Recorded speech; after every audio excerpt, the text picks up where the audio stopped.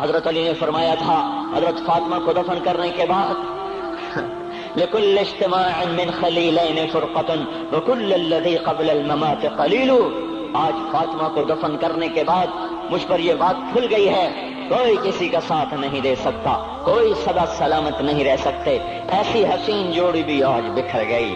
ایسا حسین جوڑا کوئی دنیا میں کہاں سے لائے گا؟ ایسا جمال کوئی کہاں سے لائے گا؟ ایسی جوڑی کوئی کہاں سے لائے گا؟ علی و فاطمہ کی جوڑی کوئی دکھائے تو صحیح، کوئی نبیوں کے بعد کوئی ایسی جوڑی بنی ہو. لیکن آج یہ جوڑی ٹوٹ گئی. 24 سال کی عمر میں فاطمہ جدائی دے گئی، 24 برس کی عمر میں جدائی دے کے جا رہی. ہاں لیکن بھائی ان کا تو مرنا بھی زندگی تھا. پانی کے لیے اپنے خادمہ سے فرمایا میرے غسل کا پانی رکھو. خادمہ نے پانی رکھا، خود غسل فرمایا، پھر اس کے بعد چارپائی کو درمیان میں رکھوایا اور کپڑے پہنے اور فرمایا علی اس وقت کہیں باہر نکلے تھے، فرمایا اب میں مر رہی ہوں، میرا غسل ہو چکا ہے، مجھے دوبارہ غسل نہ دینا، یہی میرا غسل ہے اور علی کو بتا دینا. اور وہ گئی. ہاں آپ نے کہا تھا حضرت فاطمہ سے میں جا رہا ہوں، وہ رونے لگی. پھر آپ نے پھر کان میں کہا نہیں نہیں تو غم نہ کر، سب سے پہلے تو ہی مجھ سے آ کے ملے گی. پھر وہ ہنسنے لگی. حضرت عائشہ رضی اللہ عنہا دیکھ رہی تھی، پہلے روئی پھر ہنسی. تو کہا یہ کیا بات ہوئی؟ کہا مجھے میرے باپ نے کہا میں جا رہا ہوں تو مجھے رونا آیا. تو پھر انہوں نے فرمایا تو غم نہ کر، سب سے پہلے تو ہی مجھ سے آ کے ملے گی. تو پھر میں خوش ہو گئی. باپ کے جانے کے صرف 6 مہینے کے بعد ابا سے ملاقات ہو گئی. تو حضرت علی فرما رہے ہیں آج دیکھو دیکھو ان افتقادی فاطمہ بعد احمد دلیل علی اللہ یدوم خلیل. آؤ آؤ دیکھو دیکھو میں نے انہی ہاتھوں سے محمد مصطفیٰ کو قبر میں اتارا تھا، آج انہی ہاتھوں سے میں نے فاطمہ کو اتار دیا. آج مجھ سے کہ دنیا کا دھوکہ کھل گیا ہے، مجھے پتہ چل گیا ہے کہ یہاں کوئی دوستی سلامت نہیں رہ سکتی، کوئی گھر آباد نہیں رہ سکتا. کل بیت وان طالت سلامتها یوم ستدرکها النکباء والحباب. او میرے بھائیو کوئی گھر کتنا آباد رہے سلامت رہے، ایک دن آتا ہے کہ مکڑی کے جالوں کے سوا وہاں کچھ نہیں ہوتا، ہواؤں کی سنسناہٹ کے سوا وہاں کچھ نہیں ہوتا. اللہ کا واسطہ دیتا ہوں فیصلہ آباد سے دھوکہ نہ کھاؤ، اس کے بازاروں سے دھوکہ نہ کھاؤ، ہوش میں آؤ ہم غلط جا رہے ہیں. اور میرے بھائیو اگر مر کے اللہ کے پاس جانا ہے تو اس زندگی سے واپس آؤ، واپس آؤ. میں اللہ کا اس کے رسول کا واسطہ دیتا ہوں. اگر مر کے کہیں اور چلے جانا ہے، اگر مر کے اللہ کے پاس نہیں جانا یا اللہ کے رسول کا سامنا نہیں ہے، جو مرضی کرو. پھر ہم بھی چھوڑیں، اب ہمیں بھی کوئی سمجھاؤ. ہم کیوں بول بول کے گلے کی ایک ایک رگ میں درد اتار بیٹھے؟ گھر چھوڑ چھوڑ چھوڑ چھوڑ سارا وجود ہڈیوں میں درد اتر گیا ہے. تو کوئی ہمیں بھی راستہ بتاؤ کہ یہ راستہ ہے، اس پہ موج میلہ بھی ہوگا، اللہ بھی نہیں ملے گا. آؤ ہم سب پھر ہم بھی مل کر تمہارا ساتھ دیں. ہم کیوں ایسے کھاری اٹھائے ہوئے در در کی ٹھوکریں کھاتے پھر رہے ہیں؟ میرے بھائیو اور اگر ایسا کوئی راستہ نہیں ہے، اور میں بتا رہا ہوں کوئی نہیں ہے، کوئی نہیں ہے، کوئی نہیں ہے. میرے پاس کوئی مضمون نہیں بیان کرنے کو. میں یہ نوجوانوں کو دیکھتا ہوں میرے بند ٹوٹ جاتے ہیں، میں دیوانہ ہو جاتا ہوں کہ میں ان کے کیسے دلوں میں اتر کر ان کے دلوں کی لگاموں کو اللہ کی طرف پھیر دوں اور اس کے رسول کی طرف پھیر دوں. یہ جب گانے بجانے میں ڈوبتے ہیں، جب یہ رقص گاہوں کو چلتے ہیں، جب یہ تاجر غلط تولتے ہیں، اور جب یہ بینک سے قرضے لے کر لمبے لمبے نظام بناتے ہیں، پرائز بانڈ خرید کر دعائیں مانگتے ہیں اللہ میرا بانڈ نکل آئے. او میرا بھائی تجھے کیا ہو گیا؟ تو جوئے پر دعائیں کر رہا ہے کہ یا اللہ میرا بانڈ نکال دے. میں کیسے ہوش میں لاؤں؟ میں تو خود مدہوش ہو چکا ہوں. میں تو صدمے جیسے آدمی کو پاگل کر دیتے ہیں، دیوانہ کر دیتے ہیں.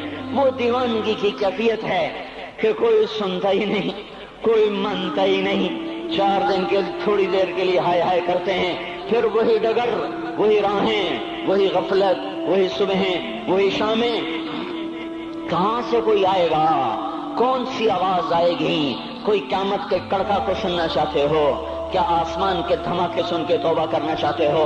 क्या आसमान की बिजलियों को कौंधता देखकर फिर तौबा करोगे, या जमीन के कलेजे को फटता देखकर फिर तौबा करोगे, या समंदर की बिफरी मौजों को चढ़ता देखकर फिर तौबा करोगे, या हवाओं के झक्कड़ बगोलों को देखकर फिर तौबा करोगे? नहीं नहीं, फिर तौबा का वक्त निकल जाता है।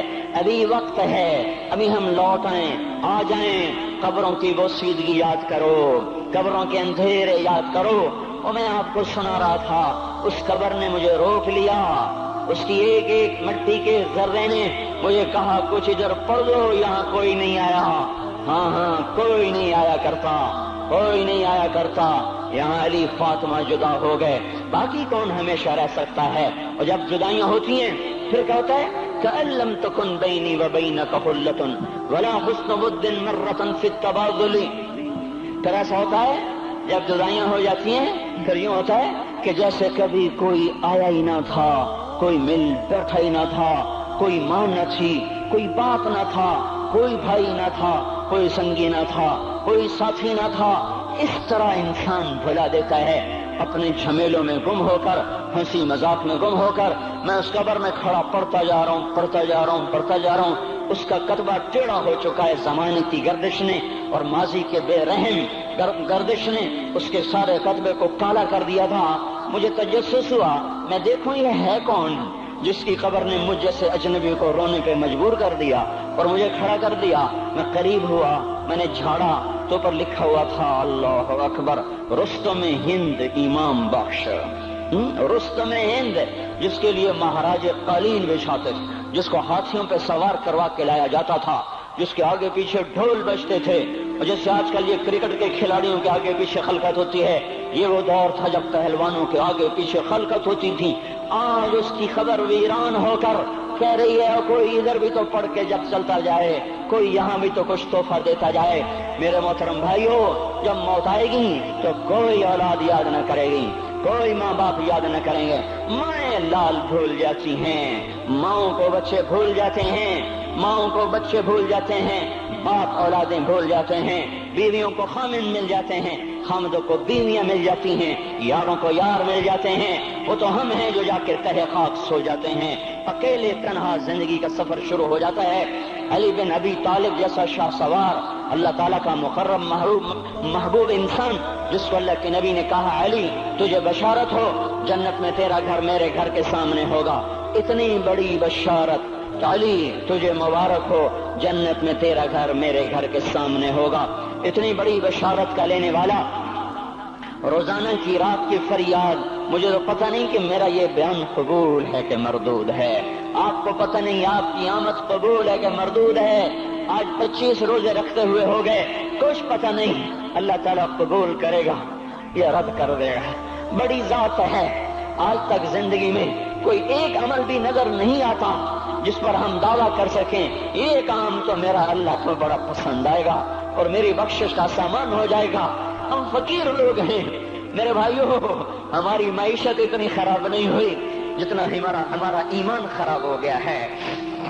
हमारा फकीर, उसका चूल्हा ठंडा हुआ है, हमें उसका दर्द है, लेकिन उसके चूल्हे ठंडे होने का इतना दर्द नहीं है जितना उसके ईमान की अंगीठियां सर्द हो चुकी हैं, जितना ये दर्द है, क्योंकि ये फकर मालदारों को भी हासिल है। ये फकर पूरी दुनिया पे छा चुका। मालदार भी फकीर हैं, दुकानदार भी फकीर हैं, ताजर जमींदार भी फकीर हैं। आज जो जितना बड़ा दुनियादार है वो ईमान का उतना बड़ा फकीर हो चुका है, वो भकारी हो चुका है। कुछ नहीं हमारे पास, कोई दावा नहीं जिंदगी भर के किसी एक अमल पर। जिनको जिनको जिनको जिनको जन्नत के परवाने मिल गए, अली का घर मेरे घर के सामने, फातिमा मेरी बेटी जन्नत की औरतों की सरदार, हसन हुसैन जवानों के सरदार, जिनको जन्नत के परवाने मिले। हजरत अली रात को उठ के रो रहे हैं, आहिन आह मिन किल्लत ज़ात व बुअद सफर व वहशत तरीक। ए मेरे मौला मुझे माफ करना, मेरे पास अमल कोई नहीं है।